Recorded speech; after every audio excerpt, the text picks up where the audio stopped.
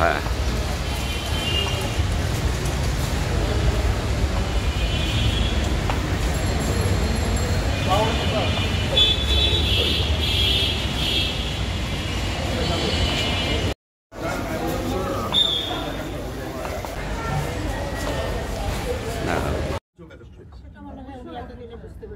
এটা খুবই গুরুত্বপূর্ণ, এইটা রাখতে হবে আর কি, সময় লাগবে যেটা তুমি, কারণ সব ফাংশনগুলো আসতে অনেক ফিজিওথেরাপি দিতে অনেক কিছু স্যার এই অপারেশনগুলো তো আমাদের এখানে ফ্রি করে নিও।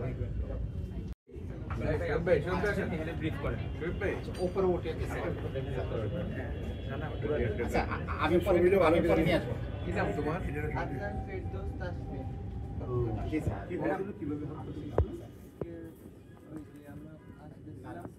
কয়েকজন ছেলেরা যারা ছিল আমাদের ডাকিয়ে জিজ্ঞেস করতেছিল যে কই থাকো তোরা, আমরা বুঝলাম ভাই আমরা এখানে থাকি, এটা বলে আমরা তুলে যাবো। পরে আমাদের পিছন থেকে ডাক দিয়ে মানে বাড়ি দিকে বাড়ি যেমন নদীর সামনে ধারালো কবিতা শুরু করতে। তো কোনোরকম ভাবে নিজের ফেস ভরার জন্য হাতটা উঠেছিলাম, এই হাতে কোপ করছে আর এই হাতে মানে ফেস বরাবর মারতে নিচ্ছিল। তো ওদেরকে দেখি যে মেন মিটিং এ নাম দেখা হবে। কতজন ছিল? 15-20 জনের মতন হবে। তোমরা কতজন? আমরা 4 জন। জায়গাটা কোথায়? টঙ্গীতে। বাসা টঙ্গীতে?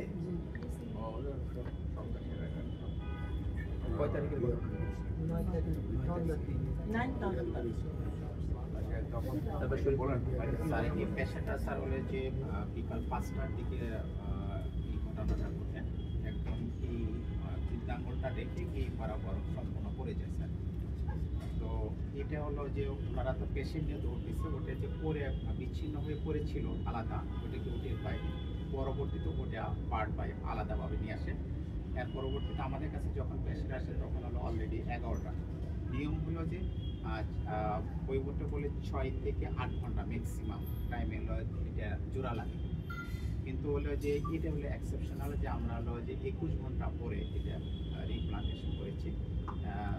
এটা হলো বাংলাদেশের মধ্যে রেকর্ড তো বটে এবং হলো বিশ্বের মধ্যেও আমরা কেস পেয়েছি একটা বা দুটো রিপোর্টেড কেস।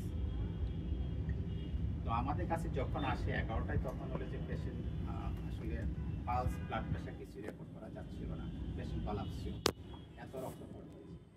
তো তখন আমরা হাতের ব্যাপারে কোনো চিন্তা ভাবনা ছিল না, পেশেন্টের জাস্ট টিকানোর জন্য আমাদের ছিল। তারপর প্রজাপতিকে নিয়ে এই ব্লিডিং বন্ধ করি আর সাথে সাথে blood transfusion, multiple blood transfusion. Patient যখন একটু স্টেবল হয় পরের দিন সকালে, তখন আমরা চিন্তা করি যে ঠিক আছে এটা ট্রাই করি আসলে।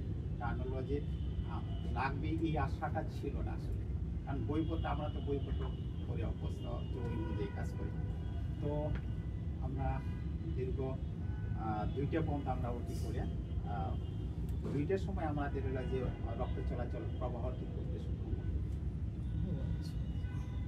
ওটি চলে 4টা পথে, এরপর আরো 2 ঘন্টা চলে। এটা অ্যানাস্টোমোসিসটা হয়েছে 21 ঘন্টা।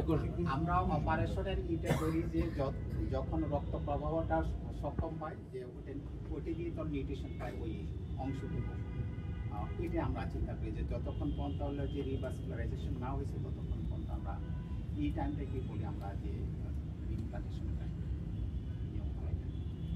এটা এরকম ড্রেসিং কি প্রতিদিনই করতে হবে?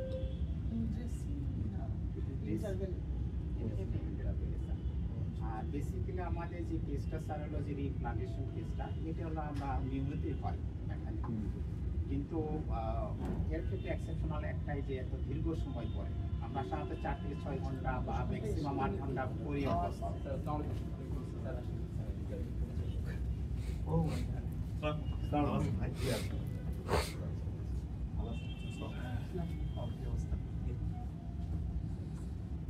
শুনছিলাম যে একটা বড় সাকসেস আপনাদের। হ্যাঁ, আমাদের এখানে ওইটাই যে জিনিসটা যে হচ্ছে অনেক, কিন্তু মানুষ জানে না,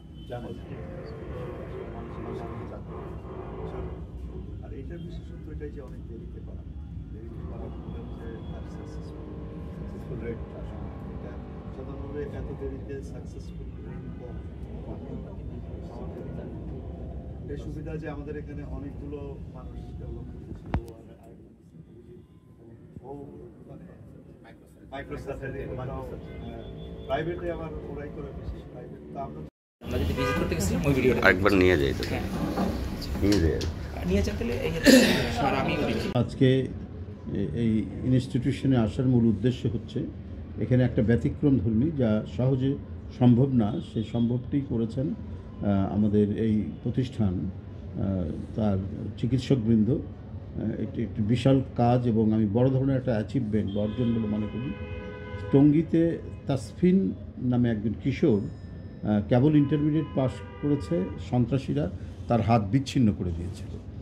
সেই বিচ্ছিন্ন হাতটাকে প্রায় 21 ঘন্টা অপারেশন করে তারা 21 ঘন্টা পরে তারা সেটাকে জোড়া লাগাতে সক্ষম হয়েছেন এবং এখন স্বাভাবিকভাবে হাতটা কাজ করছে এবং আমরা নিজেও দেখে আসলাম যে আঙ্গুলগুলো নড়াচড়া করতে পারছে। মানে এখানে আসার এই উদ্দেশ্য হচ্ছে যে আমাদের চিকিৎসকবৃন্দ আমাদের বাংলাদেশে তারা প্রতিটা ক্ষেত্রে মানে চিকিৎসা বিজ্ঞানের যতগুলো শাখা আছে প্রত্যেকটি শাখায় আমাদের বাংলাদেশের সারা চিকিৎসকরা সিনসিয়ারলি কাজ করলে এখান থেকে হাজার হাজার মানুষ পার্শ্ববর্তী দেশ বা বিদেশে যায়, সে যাওয়ার আর প্রয়োজন হতো না। কারণ আমাদের চিকিৎসকবৃন্দ তারা মেধায়, মননে এবং কাজে অসাধারণ তাদের দক্ষতা রয়েছে। সেটার একটা বহিঃপ্রকাশ, তার একটা ম্যানিফেস্টেশন আমরা দেখলাম কিছুক্ষণ আগে এখানে।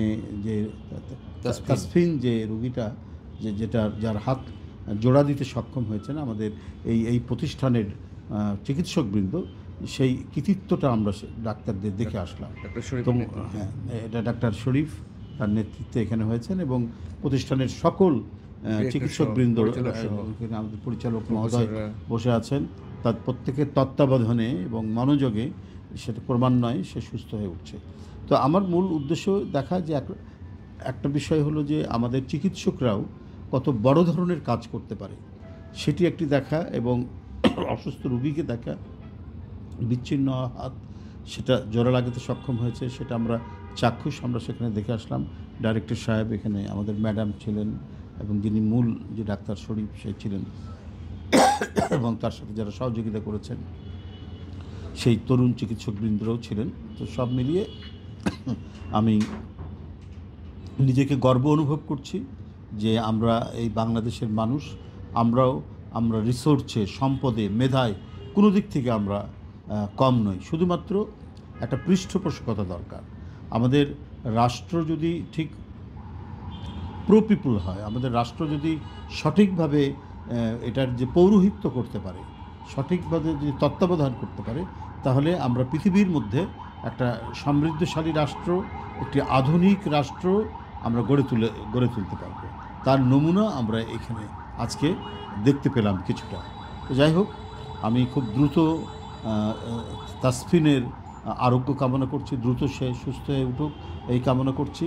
আর এখানে পরিচালক সহ যারা এই টিমে কাজ করেছেন, শরীফের নেতৃত্বে ম্যাডাম সহ সবাইকে আমি আন্তরিক প্রীতি এবং অভিনন্দন জানাচ্ছি তাদের এই মহতি উদ্যোগ এবং তাদের এই নিষ্ঠার সাথে এই কাজটি সম্পাদন করার জন্য। ধন্যবাদ।